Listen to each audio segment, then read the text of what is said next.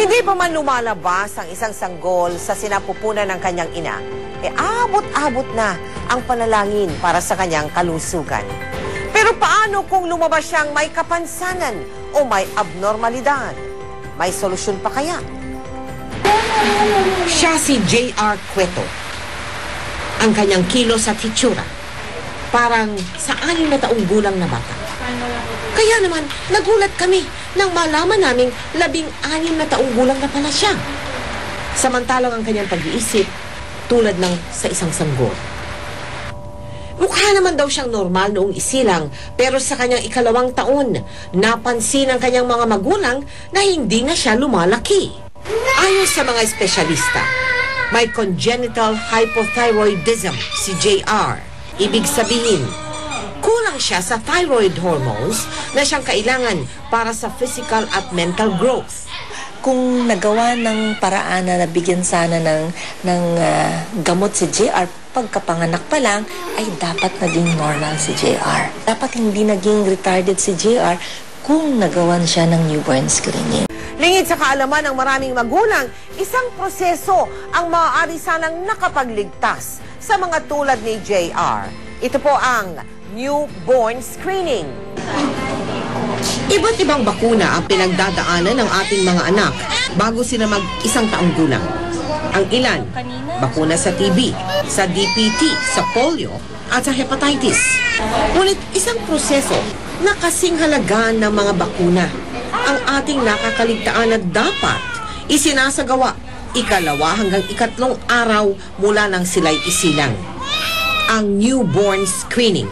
Ang newborn screening ay isang special test kung saan pagkapanganak ng isang bata ay kumukuha tayo ng ilang patak ng dugo sa sakong ng isang bagong panganak.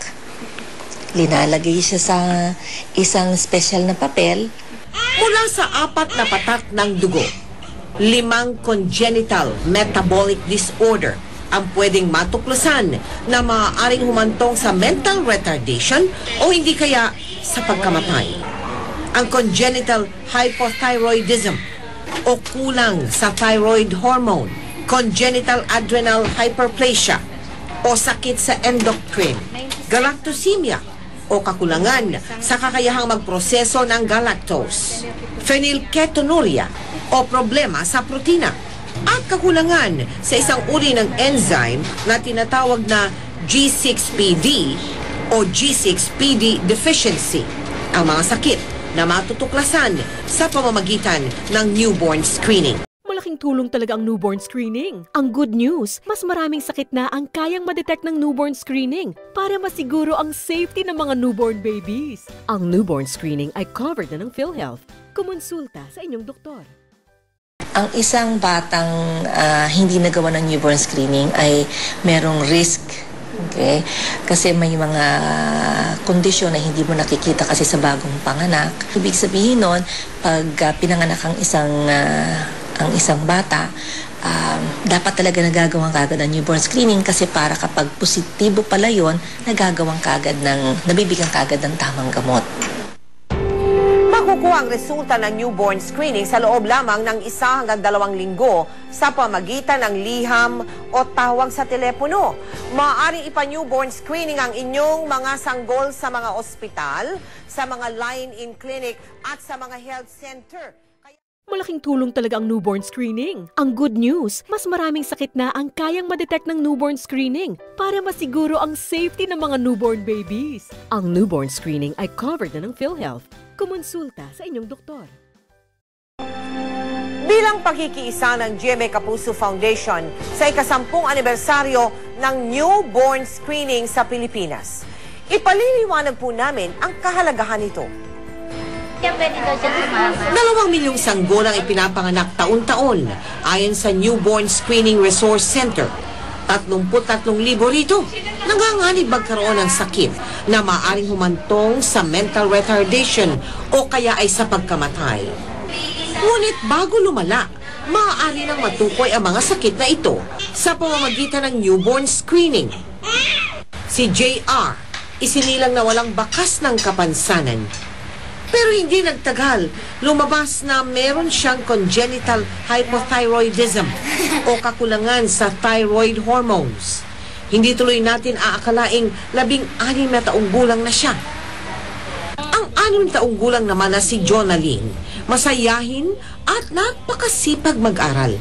Animoy isinilang na normal. Maliit siya, maitim, 1.2 eh. Mahabang pusod, mahaba ang dila, tapos medyo ngiwipa, tapos yung ilong niya pa ganyan, di ko nga maintindihan. Tulad ni JR, kulang din ang thyroid hormones ni Jonalyn. Pero mapalad si Jonalyn dahil may newborn screening na nung siya'y ipinanganak. Ganito lang po. Napagaling po kasi ako eh. 1996 nang dumating sa Pilipinas ang newborn screening. 10 taon na ang kampanya pero marami pa rin ang hindi nakakaalam nito. Sa batas na kalalabas pa lamang yung Newborn Screening Act of 2004, kailangang sabihin nila sa magulang na ito ay available na sa Pilipinas at dapat gawin pagkalipas ng 24 Buntis, malapit ng manganak. Huwag kalimutang ipa-newborn screening si baby, ha? Ang newborn screening ay blood test na ginagawa sa bagong panganak para masagip si baby mula sa mental retardation o sa maagang pagkamatay. Karapatan ni baby ang newborn screening. Magtanong sa ospital o sa inyong doktor tungkol dito.